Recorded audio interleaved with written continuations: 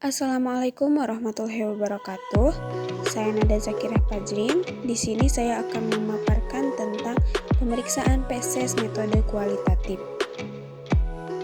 Feses adalah zat sisa metabolisme yang dikeluarkan tubuh melalui anus yang berbentuk padat ataupun cair. Pemeriksaan feses adalah salah satu pemeriksaan laboratorium yang telah lama dikenal untuk membantu klinisi menegakkan diagnosis suatu penyakit. Pemeriksaan kualitatif yaitu pemeriksaan yang didasarkan pada ditemukannya telur pada masing-masing metode pemeriksaan tanpa dihitung jumlahnya. Selanjutnya metode pemeriksaan.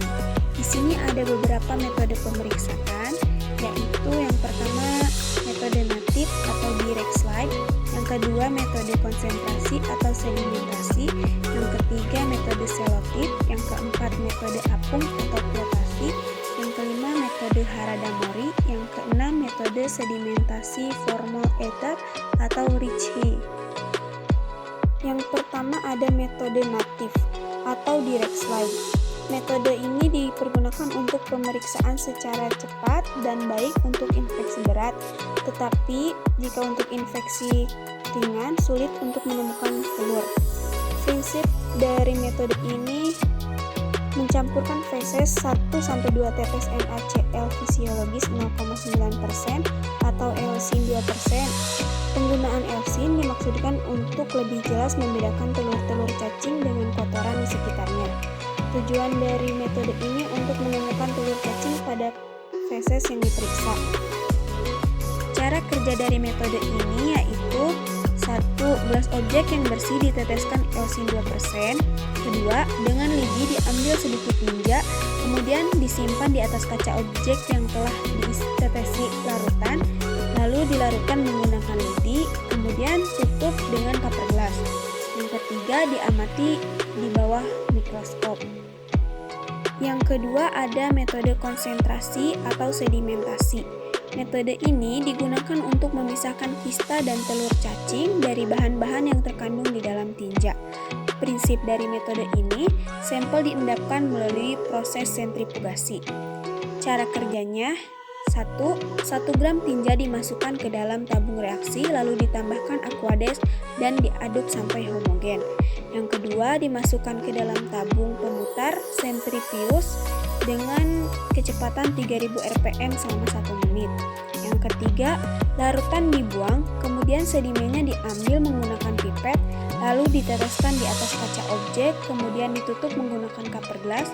Yang keempat, lalu dilihat di bawah mikroskop.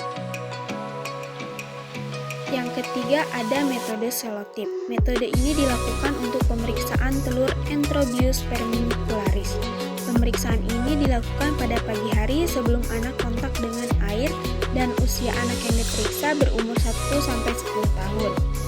Cara kerja dari metode ini yaitu dengan menggunakan plester plastik yang tipis, bening, dan plester tersebut ditempelkan pada lubang anus, kemudian plester tersebut ditempelkan pada permukaan objek gelas. Yang keempat ada metode apung atau flotasi. Metode ini menggunakan larutan NaCl jenuh atau larutan gula jenuh yang didasarkan pada berat jenis telur, sehingga telur akan mengapung dan mudah diamati. Metode ini digunakan untuk pemeriksaan feses yang mengandung sedikit telur. Prinsip dari metode ini didasarkan atas berat jenis larutan yang digunakan, sehingga telur akan terapung di permukaan dan memisahkan telur-telur dengan partikel yang lainnya. Cara kerja dari metode ini, 10 gram tinja dicampur dengan 200 ml NaCl jenuh, kemudian diaduk sehingga larut. Bila terdapat serat-serat selulosa, disaring menggunakan penyaring teh. Yang kedua, NaCl dituangkan lagi ke dalam tabung reaksi sampai jenuh, yaitu rata dengan permukaan tabung. Didiamkan selama 5-10 menit, kemudian ditutup dengan kaca objek dan segera diangkat. Yang ketiga, diletakkan di atas preparat dengan cairan berada di antara preparat dan penutup. Yang keempat, dilihat di bawah mikroskop. Yang kelima ada metode Harada-Mori. Metode ini digunakan untuk menemukan dan mengidentifikasi larva cacing Ancylostoma duodenale Necator americanus, Strongyloides tricoralis, dan Trichostrongylus sp. Dengan teknik ini, telur cacing dapat berkembang menjadi larva infektif pada kertas saring basah. Cara kerja metode ini: 1. Plastik diisi Aquades kurang lebih 5 ml. 2. Dengan lidi bambu, tinja dioleskan pada kertas saring sampai mengisi sepertiga bagian tengahnya. Ketiga, kertas saring dimasukkan ke dalam plastik tersebut. Cara memasukkan kertas saring: dilipat membujur dengan ujung kertas menyentuh permukaan Aquades dan tinja jangan sampai terkena Aquades. Yang keempat, tabung ditutup plastik. Kelima, disimpan selama 3-7 hari.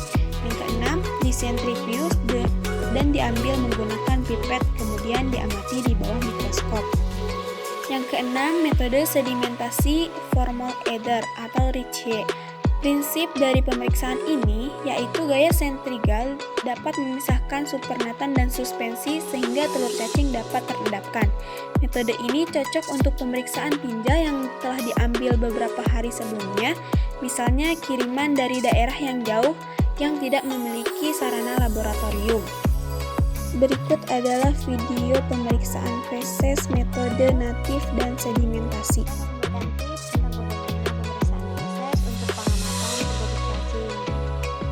Dua metode. Metode yang pertama adalah metode natif sederhana, yang kedua metode apung. Keuntungan dari metode apung adalah mudah dan cepat, tapi lapangan kandang tampak kotor. Langsung saja ke langkahnya ya. Yang pertama, sampel feses yang kita dapat. Kalau saya biasanya pakai plastik seperti itu. Saya kasih air, saya pencet-pencet agar tercampur. Nah, seperti itu.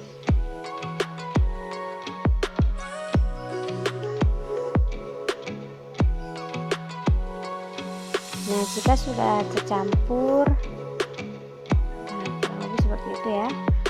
Tercampur, diambil dengan menggunakan spuit atau pipet. Untuk pemeriksaan metode natif sederhana, langsung ditaruh pada objek gelas 2 atau 3 tetes dan diamati di bawah mikroskop dengan perbesaran 400 atau 1000. Nah, itu dengan perbesaran 400, tapi ada cacingnya teman-teman. Itu yang saya lingkari merah. Nah, ini adalah penampakan telur cacingnya sendiri. Lapangan kandangnya tampak kotor. Terus yang kedua adalah metode apung. Keuntungan dan kerugiannya seperti itu, sama seperti tadi. Sampel yang didapat ditambahkan air, kemudian setelah merata, kalau yang ini diletakkan pada tabung reaksi seleher tabungnya ya, kurang lebih segitu. Terus kemudian disentrifuge.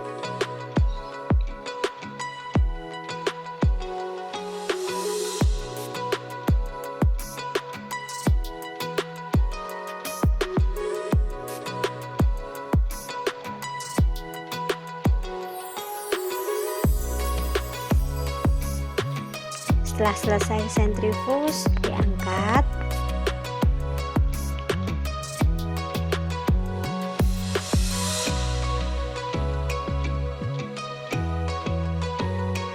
Nah, kemudian dibuang cairannya atau supernatannya, tapi endapannya jangan sampai terikut ya teman-teman. Nah, segitu saja sudah cukup. Kemudian ditambahkan gula atau garam jenuh seleher tabung lagi.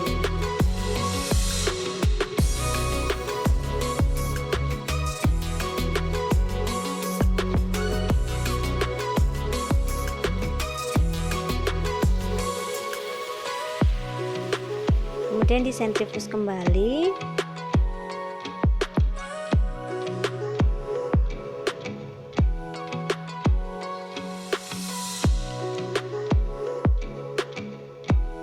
Nanti setelah selesai disentrifuge tidak dibuang supernatanya, tapi langsung ditambahkan gula atau garam jenuh lagi hingga cembung.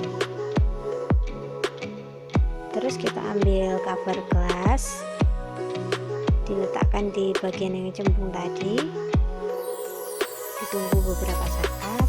Setelah itu cover gelas tadi diambil dengan tetesan airnya, kemudian diletakkan pada objek gelas, dan selanjutnya diamati di bawah mikroskop.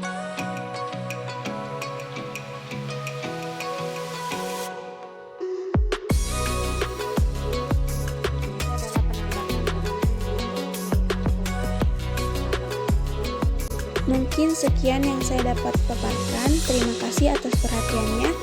Wassalamualaikum warahmatullahi wabarakatuh.